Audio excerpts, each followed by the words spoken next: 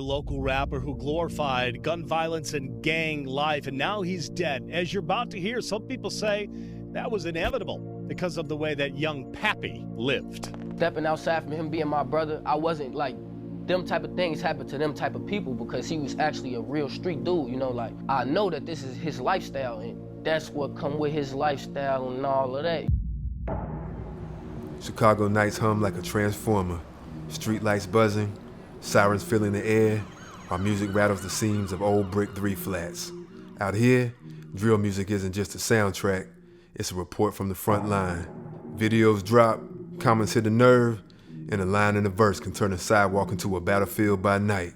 See, that's the environment Shaquan Thomas, aka Young Pappy, grew up in, on the north side in Uptown and nearby Rogers Park, where the lake wind carried equal parts cold and rumor, and where the war in the comments too often became war in the streets, or as former Rogers Park Police Commander Thomas Wadera called it, technological kerosene. Born May 10th, 1995, on the north side of Chicago near the lake, an area that, despite its quieter middle-class pockets, had pockets of intense gang activity. It's really the most diverse and probably one of the richest neighborhoods, the north side, you know. They just don't really publicize everything that's going on, because if they find out that this is just happening every single place in Chicago, it's just like, who wants to be here, you know? As a teenager, Shaquan found an outlet in music.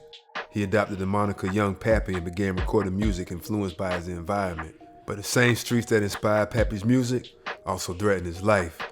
By his late teens, Shaquan had joined the local set of the gangster disciples known as the Insane Cutthroat Gangsters, or ICG. This crew, sometimes called PBG in their neighborhood, was about 20 strong and claimed a few blocks of Rogers Park.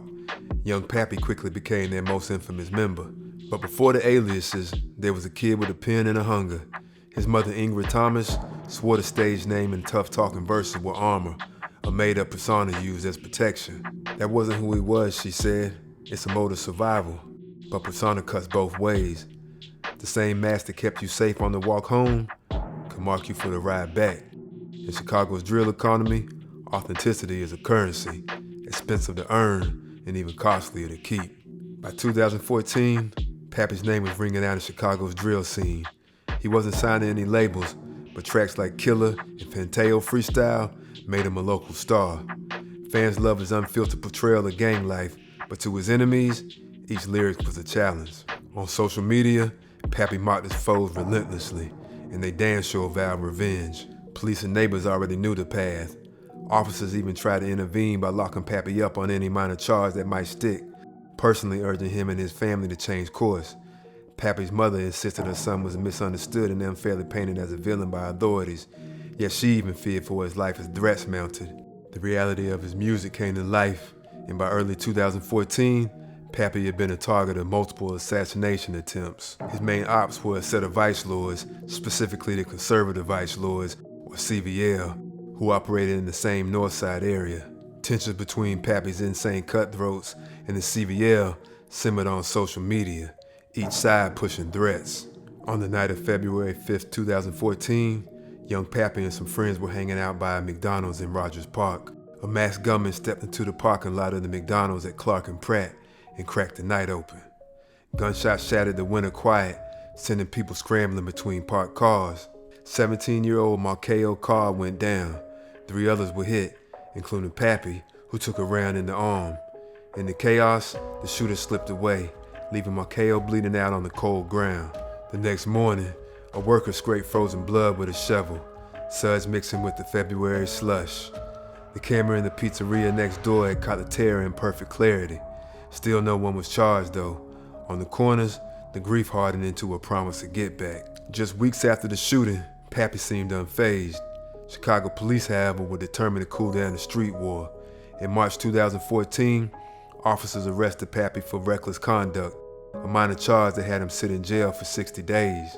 The authorities hoped a little time behind bars might slow the cycle of retaliation. Pappy walked free on June 3rd, 2014, and immediately jumped back into the mix during the bloody summer that saw 48 people shot, with 14 dying in Rogers Park, Edgewater, and Uptown. Young Pappy only amped up his talk, dropping his mixtape 2 Cups Part 2 and music video Shooters, still mocking his ops with lines like, How to shoot, nigga, you don't even know how to shoot. I ain't saying I'm a pro when I shoot, but the ops can't flex my name, niggas know what I do. By July 2014, the war stepped out of the shadows and into broad daylight. On the afternoon of July 12, 2014, young Pappy and a few friends were walking down West Devon Avenue near his father's house. Little did he know, a car carrying rival conservative vice lords was cruising nearby on the lookout.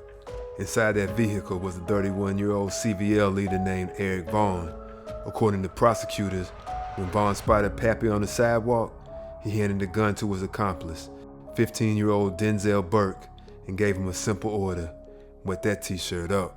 The teenage gunman leapt from the car and started chasing Pappy through the busy Rogers Park streets. Pappy ran for his life as the young shooter fired 10 shots in his direction. Miraculously, once again, Pappy escaped unharmed. This time, however, an innocent bystander paid the price. A stray bullet found Wilfredo Will Lewis, a 21-year-old photographer, waiting near a bus stop reportedly taking street photos, when the crack of gunfire echoed down the block. Lewis dropped to the pavement as the gunman in Vaughn's car sped off. Will Lewis's death was heartbreaking and senseless. He wasn't involved in any gangs. In fact, he had moved to Chicago only 2 years prior with his wife, pursuing his passion for photography and art. Within weeks, the alleged mastermind, Eric Vaughn, was arrested, along with teenage shooters Burke and another 17-year-old accomplice. This brought some measure of justice for the Lewis family, but on the streets, nothing was settled. The cycle of revenge was only intensifying. As 2015 began, Pappy's life was a volatile mix of brief jail stints, music dreams, and constant danger. In early May, he threw a party to celebrate the release of his new mixtape at his dad's apartment on North Lake Avenue, near the same Devon Avenue where bullets had flown before.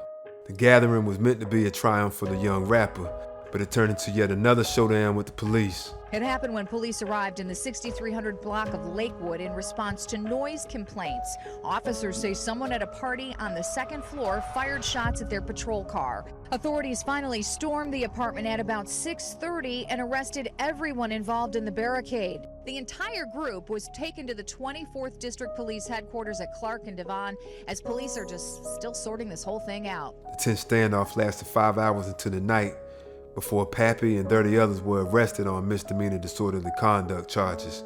He posted bond a week later for a missed court date and went right back to the booth, right back to the streets, and right back into the crosshairs. In those final days, the clock seemed to tick louder.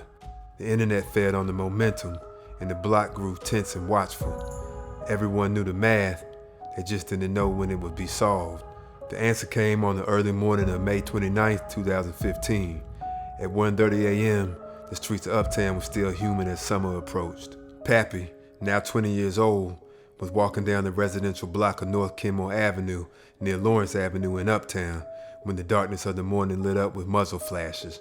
Gunfire erupted in an ambush. This time, whoever was hunting young Pappy didn't miss. A black car was seen speeding away into the night as Pappy stumbled and fell, 2 bullets embedded in his back.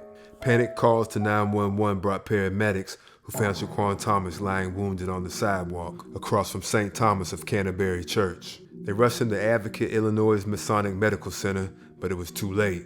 Young Pappy was pronounced dead at 2:04 a.m.